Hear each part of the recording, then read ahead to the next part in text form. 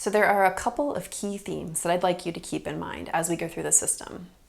They're really going to help you make the most of it. The first thing to remember is that the most important feature of WaterScope is actually you, the user. There's a lot of information, alerts, great important numbers that you'll need to know, but without somebody to actually take them from the system, talk to the residents about them, bring them to your management company, they're all just useless numbers floating around in the internet.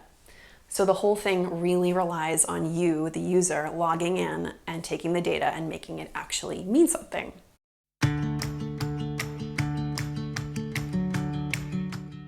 The next thing to keep in mind is that the name of the whole game is to catch problems early, while they're still small, before they go on too long and become expensive and painful.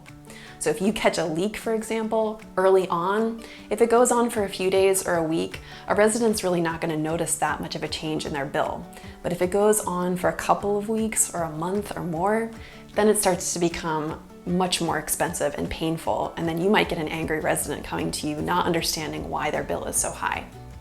So if you keep using the system regularly, the whole thing takes less time, and again, you're able to catch problems early while they're still small, while you can make a huge difference to saving people money and stress.